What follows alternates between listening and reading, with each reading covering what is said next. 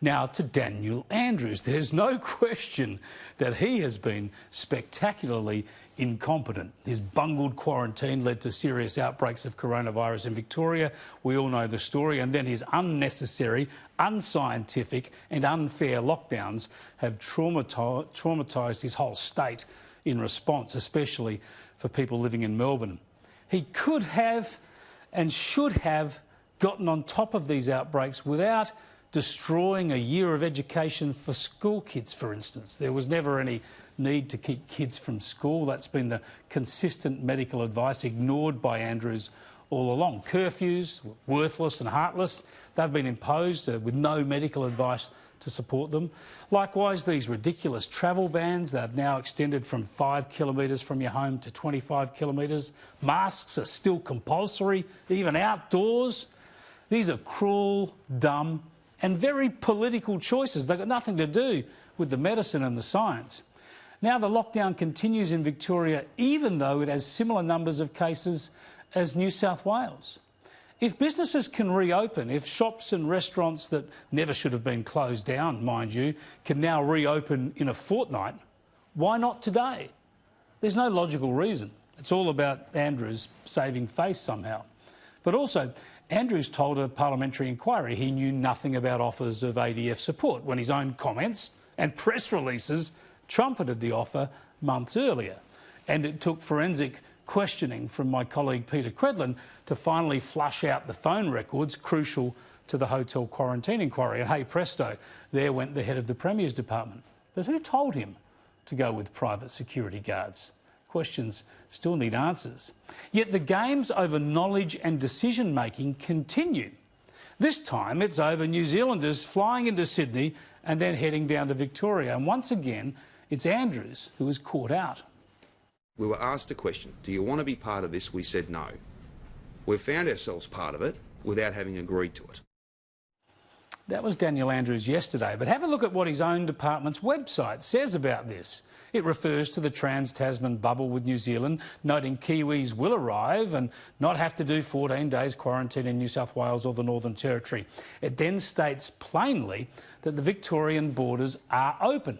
So if people come from New Zealand and clear all the quarantine and border processes in either the Territory or New South Wales, it says, then you are able to travel to Victoria. It says clearly you do not need to quarantine for 14 days in Victoria. So this couldn't be clearer. And of course it makes sense. The risk from these travellers is next to zero. The way Victoria has sought to track these people down is more absurdist political theatre.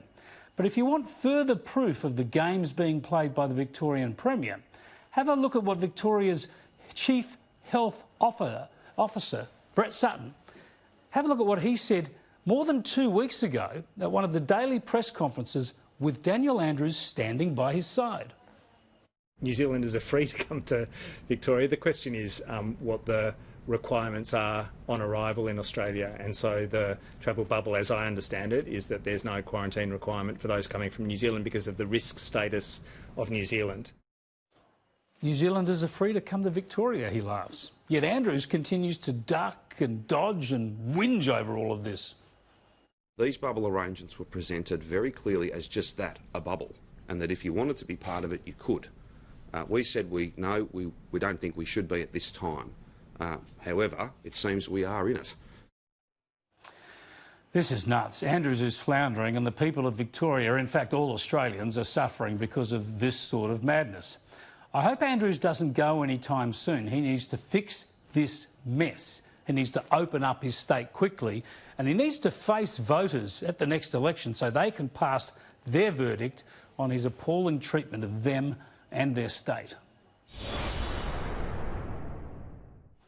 Let's go to the Victorian Opposition leader now. Michael O'Brien joins us from Melbourne. Thanks for joining us again, Michael. Good to be with you, Chris. When you go through this list, the ADF confusion, Daniel Andrews saying he didn't know about that offer when it's clear he did.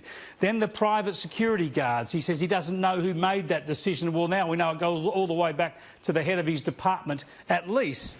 And now he's saying that they didn't agree to let New Zealanders in, yet his own Chief Health Officer stood beside him 2 weeks ago saying that was fine. I mean, it seems he's claiming to be in the dark about everything. Chris, this bloke couldn't lie straight in bed. And the more we see him under pressure for his failures, the more we see him under pressure for what he's done to this state, the more he tries to spin, the more he tries to deflect. And what you saw with his New Zealand comments on the weekend was an absolute political smokescreen. As the DHHS website said, New Zealanders can come here. As his own Chief Health Officer said a few weeks ago, New Zealanders can come here. This was just a desperate political distraction from a Premier who is finally seeing the truth catch up with him. And it's not before time. Well, either he is being very deceptive about what he's saying publicly now, or else he's got no idea what's going on, because all of these crucial decisions, he's claiming ignorance. Chris, anyone who's seen Daniel Andrews at close quarters, and I've been opposite him, not just as leader, but when he was a minister previously and I was a shadow minister, I've watched him for many, many years. There's one thing you'd say about Andrews: he's a control freak. Nothing happens without his say-so. Nothing happens that matters without his knowledge. The idea that all these crucial decisions were taken and that nobody bothered telling him, the idea that he said in his press release, we'll use ADF, and somebody decided to change their mind and not tell him, it's nonsense, Chris. He's in it up to his neck, and now he's desperately trying to avoid responsibility. And for him to turn around and attack Josh Frydenberg and attack me as saying we're Liberals, not leaders, well, I'll tell you one thing, Chris. Leadership is being accountable for your decisions, and this bloke Andrews wouldn't know accountability if it bit him on the backside. Well, there's no problem, though, is there, for New Zealanders who come into Australia coming into Victoria? We know there's virtually no infections in New Zealand. You wouldn't have any problem with that at all? Well, no, it's the arrangements that have been put in place. Now, if these New Zealanders had have got off the plane in Sydney, they could have hired a car, they could have driven down to the border, and they could have crossed across because, of course, there's no questions asked when you travel from New South Wales to Victoria. So the fact they travelled by plane rather than car makes no difference at all. As I said, this is just a political distraction from a desperate Premier designed to try and avoid accountability for his own problems. But he sent people out to track these people down and knock on their door. To what end? Well, as you said, it's good political theatre, isn't it? It's good political theatre. He thinks he's like a character in The Fugitive, trying to track down all these Kiwis. Now, this is the same Premier who a few months ago said at Adelaide, why would anyone want to go there? Probably the greater question at the moment is why would anybody want to come to Melbourne, given how tough our lockdowns are, because there's not a lot of quality of life going on for Melburnians at the moment. Well, I was just in Adelaide last week and it was pretty bloody good, and I'd love to go to Melbourne to see my son, but I wouldn't be able to get out. That's the trouble. Now, you mentioned the economy and attacks on Josh Frydenberg. Let's just have a look at what the Federal Treasurer, Josh Frydenberg, a Melbourne MP, of course, had to say earlier today on Sky with Laura Jays. The Victorian government has shown a callous indifference to the loss of jobs in Victoria and to the plight of small business. More than 1,000 people in Victoria are losing their job every day of this lockdown on average. It's all about the politics with this bloke, isn't it? That's all he does. It's all he does. He's not a leader, he's just a Liberal. He's just a Liberal, and all he does is play politics every day. And I just don't think that's fair, and I don't think it's right. There's a lot of politics at play here. You've certainly got a lot harder in your criticism as time has gone on, but I can remember talking to you and your colleagues going back 5 or 6 months, and I thought you were pretty generous to the government, hoping that they would get on top of this thing. Well, look, Chris, I think during the first wave, when there was a national cabinet approach, I think most states started off doing well in the first wave. What happened, of course, in Victoria, the great difference is that this Premier, this government, made a mess of hotel quarantine. That created the second wave. They then stuffed up contact tracing. That's prolonged the second wave. And they've got no plan to get us out of it. Where I'm also very critical of this Premier and this government is that they play favourites. If you're a CFMEU member, Chris, you've barely skipped a beat. You've seen the big construction sites continue to operate. But if you're a small business person, you've been locked out of your business, you've been told to shut down, you've been given next to no state government support. So this is a government that'll do it all for the unionised workforces and give nothing to small business. Well, yeah, I think the only private business that they've been looking to support are the private security industry.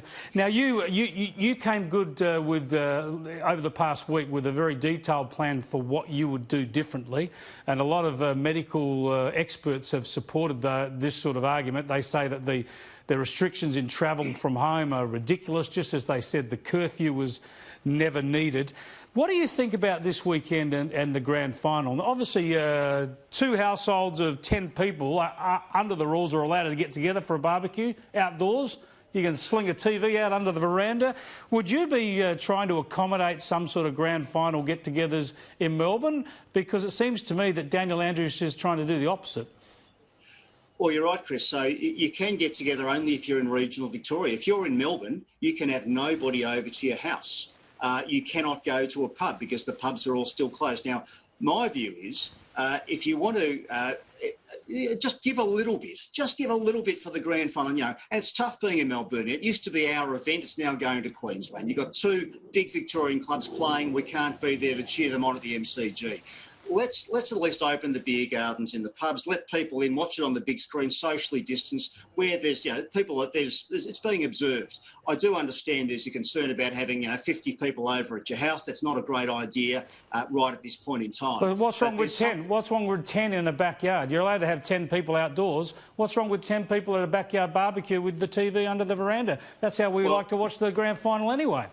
And that's exactly the point that I made in my presser yesterday, Chris. I do think that it makes sense. If you can have 10 people meeting at a park, why not have 10 people in your backyard?